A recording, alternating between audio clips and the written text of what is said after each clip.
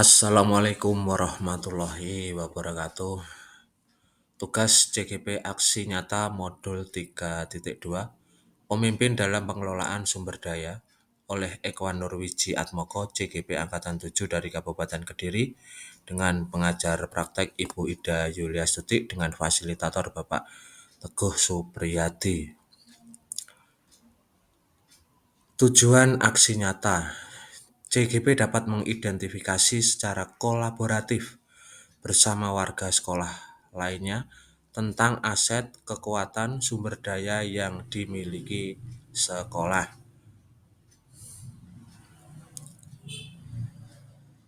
Rangkaian aksi nyata. Yang pertama, CGP melakukan diskusi dengan kepala sekolah dan rekan sejawat dan warga lainnya. Kedua, CGP melakukan diskusi dengan siswa untuk menggali aset yang ada di sekolah. Dokumentasi kegiatan aksi nyata yang pertama adalah notulen dan daftar hadir. Yang kedua, foto-foto kegiatan dan video. Yang ketiga, dokumentasi hasil pemetaan dari Dewan Guru dan siswa.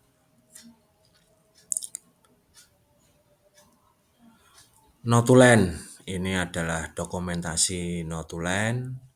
Selanjutnya, dokumentasi daftar hadir.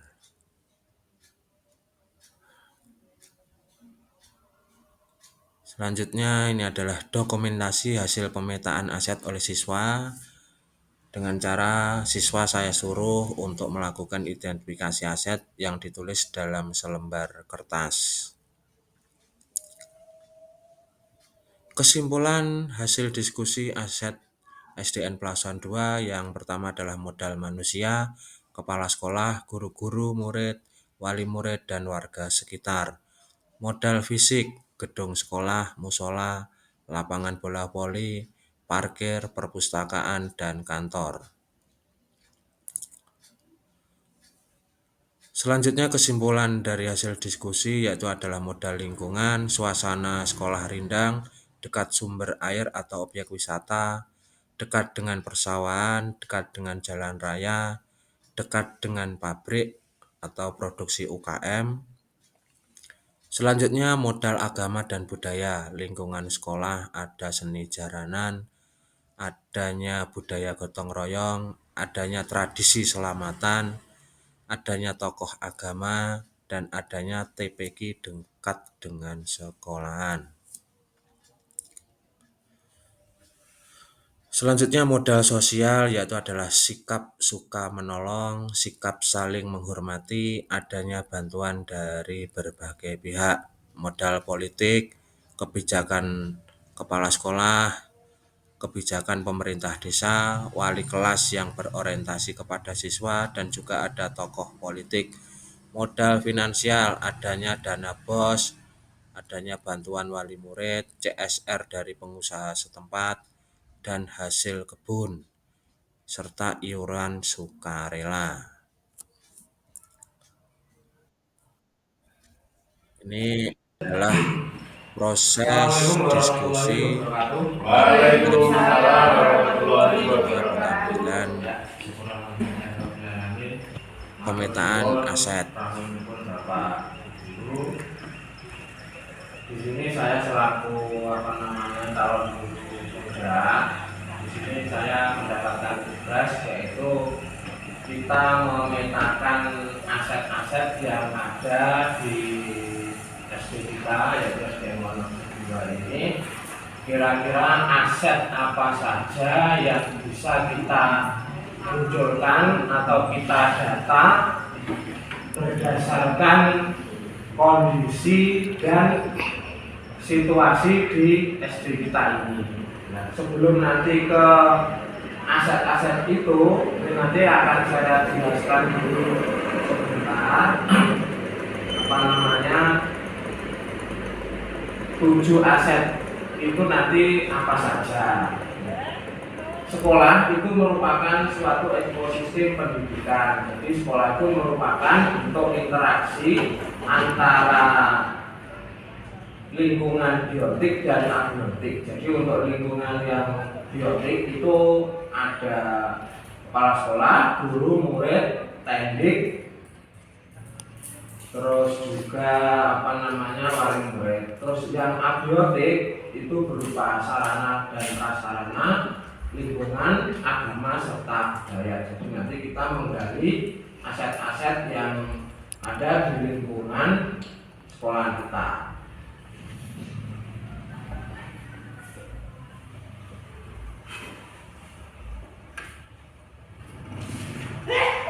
Tujuh aset sumber daya yang nanti bisa kita kembangkan, yaitu ada modal manusia, modal fisik, modal sosial, modal lingkungan alam, modal politik, modal agama dan budaya, dan juga modal finansial. Nah, nanti kita gali apa saja yang termasuk aset manusia di dalam SD kita ini, ya. Aset manusia, ya, aset manusia adalah seseorang yang ada di lingkungan sekolah kita ini yang bisa kita optimalkan. Mungkin bisa apa Pak, yang kira-kira aset manusia yang bisa kita manfaatkan dalam lingkungan sekolah kita mungkin. Sahabat guru, alhamdulillah kita sudah lengkap yang ibunya, juga muridnya, terus juga ada yang namanya wali murid, ya, wali murid. Terus untuk aset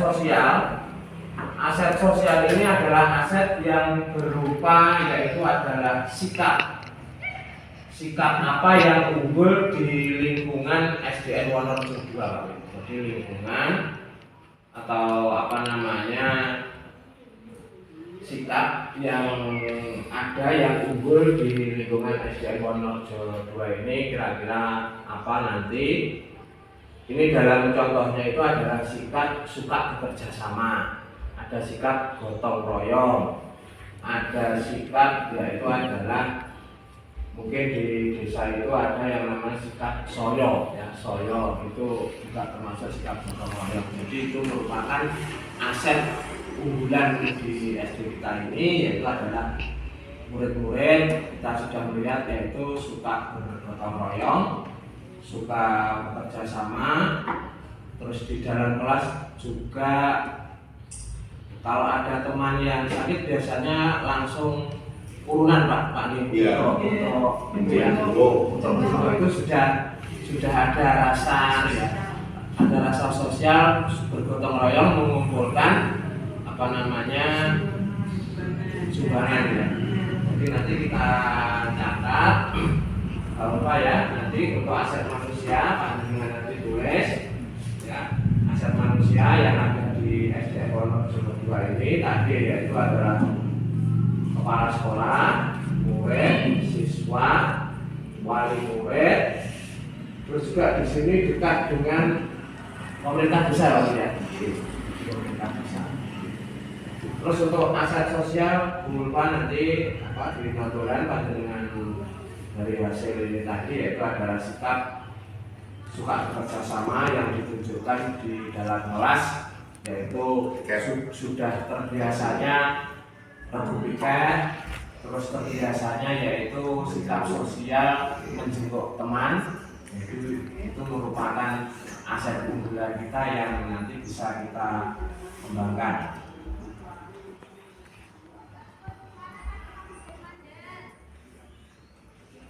Terus untuk aset lingkungan alam, alhamdulillah untuk lingkungan alam di sekolah kita ini termasuk cukup luas, ya Pak Lin, ya. Luas dan halamannya luas, ya.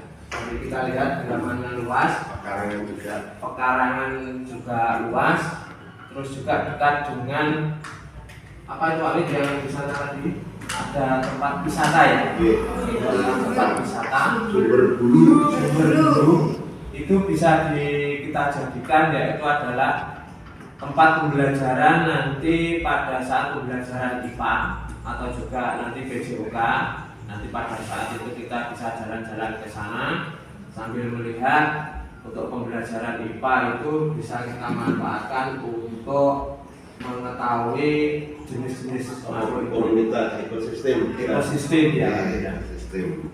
Ekosistem sumber. Terus juga dekat dengan apa itu namanya? Pabrik gula juga. Pabrik gula ya. Pabrik kerupuk, pembuatan kerupuk. Itu lingkungan alam. Yang itu nanti apa? Aset-aset itu yang dekat dengan sekolah kita itu nanti kita bisa berkolaborasi dengan Bapak Ibu guru beserta wali murid sehingga bisa menciptakan suatu program bagaimana anak-anak itu bisa optimal untuk belajar di lingkungan sekitar. Jadi tidak hanya apa namanya nanti belajar di kelas saja paling ya. Jadi kadang-kala kita biar anak-anak senang itu biasanya lebih senang kadang di belajar di luar ya. Terus untuk aset selanjutnya yaitu aset politik. Di sini maksud dari kata politik ini adalah suatu pimpinan yang bisa menerapkan suatu kebijakan. Jadi aset politik ini suatu apa namanya suatu pimpinan yang bisa mempengaruhi atau membuat kebijakan. Jadi tidak hanya kepala sekolah, guru pun juga bisa mempunyai kewenangan politik di lingkup kelasnya. Jadi contohnya kalau politik di kelasnya itu Bapak Ibu guru bisa apa namanya membuat suatu kebijakan di dalam kelas dengan membuat peraturan kelas. Jadi contohnya Pak Wid di kelas 6 mempunyai peraturan tersendiri mungkin di kelas 6, di kelas 4 juga ada, itu juga bentuk pengaruh politik.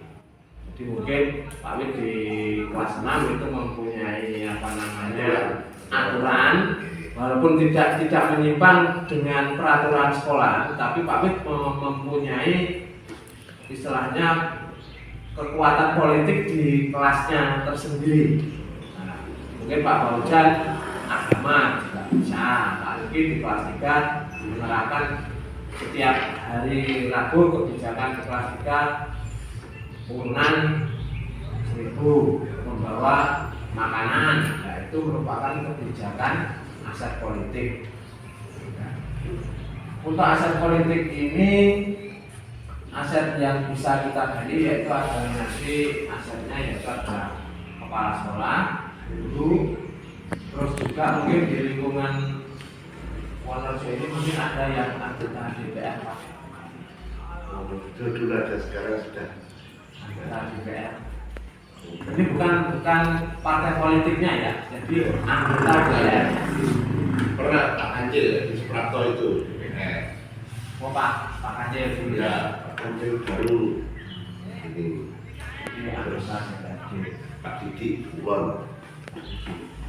Nah itu nanti diharapkan dengan kita SD kita itu ada apa namanya anggota DPR itu kita ini bukan mencari bantuan atau tidak, tapi mungkin dengan adanya kekuatan politik dari beliau kebijakan-kebijakan sekolah itu bisa dipercepat. Mungkin ada bantuan dari pusat segera turun karena mungkin ada pengaruh politiknya.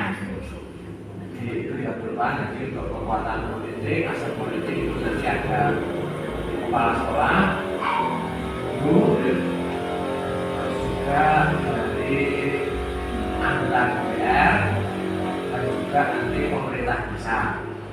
Untuk pemerintah desa itu contoh kebijakan politiknya seperti ini Pak Wid. Pada saat pandemi atau pemerintah desa itu ada kegiatan, itu dia mempunyai kebijakan politik untuk SD yang berada di wilayahnya harus ikut kegiatan pemerintah desa. Ya, itu yang namanya adalah kekuatan politik. Jadi pemerintahan desa juga mempunyai kekuatan politik seperti itu.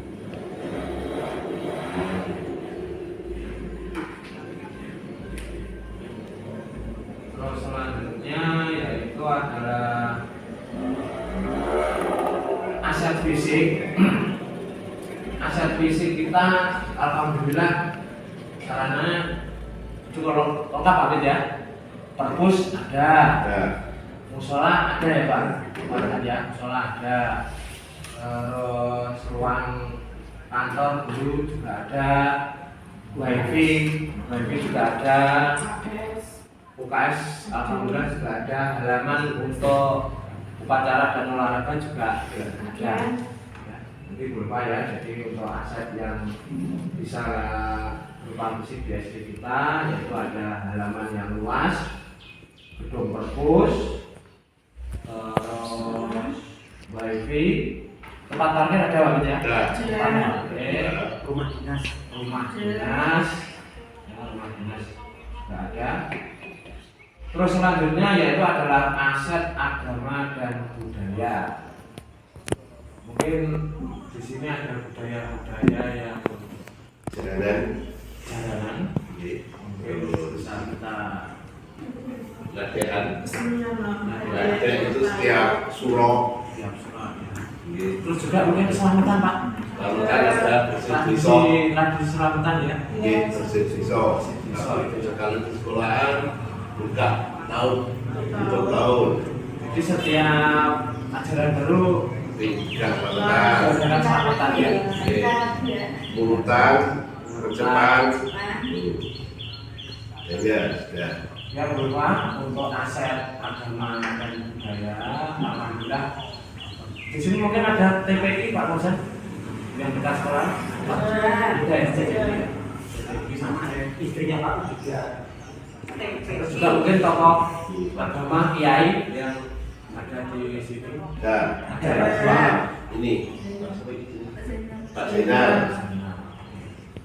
Alhamdulillah aset kita yang berupa agama dan budaya sudah lengkap. Untuk yang agama tadi ada Taman Pendidikan Al-Quran yang dekat dengan sekolah kita. Juga ada tokoh agama Pak Kiai Zainal. Terus juga budaya berdoa ya Pak ya. Di anak-anak sudah menerapkan ya sebelum belajar itu sudah berdoa.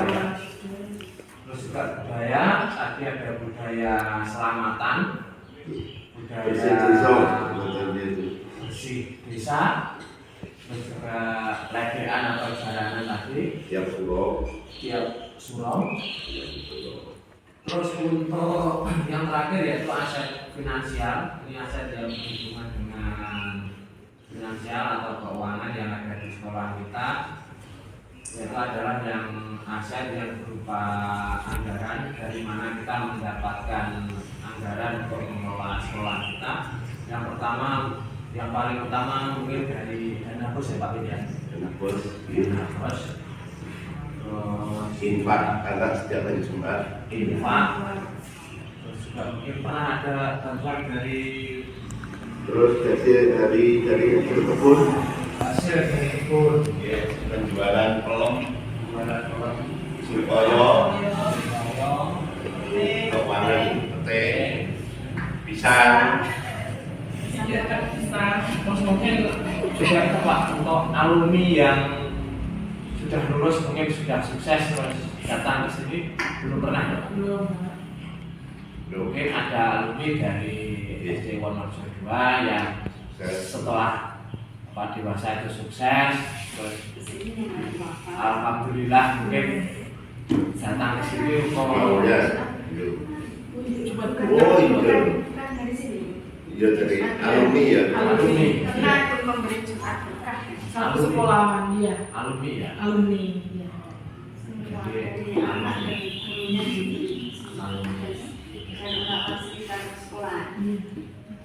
Ya, jadi untuk aset finansial yang bisa kita dapat yaitu adalah dari anggaran dana bos, terus juga infak dari anak-anak, terus juga dari alumni, terus penjualan hasil kebun yang ada di sekolah. Itu merupakan apa namanya aset finansial sumber daya yang walaupun sedikit itu juga bisa membantu keuangan sekolah kita. Itulah Bapak Ibu guru apa namanya tugas saya selaku guru yaitu adalah mengidentifikasi aset-aset yang ada di sekolah kita SDN Pondok 2 ini, dari aset manusia, sosial, fisik, aset agama dan budaya, finansial dan politik. Nanti kita sudah catat, Mbak Lupa sudah mencatat di notulen, dan mudah-mudahan ini nanti dari hasil pemetaan ini kita bisa memaksimalkan demi kepentingan anak-anak kita. Jadi bukan untuk apa namanya pribadi, tapi memang dari aset ini nanti bisa kita kembangkan untuk menuju siswa kita yang berprofil pendidikan pelajar Pancasila. Ya. Dari saya ucapkan terima kasih atas keraguan kita berdiskusi sehingga kita bisa menghasilkan pemetakan aset ini. Alhamdulillah bisa berjalan dengan baik. Dari saya selaku calon pemuda, kemudian tugas saya selaku calon pemuda ini segera berakhir, bisa lulus atas doa dan dukungan dari rekan-rekan semuanya.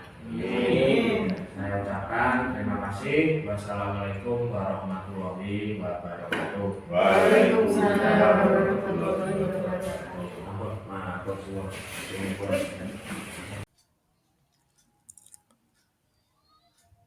Sekian dan terima kasih.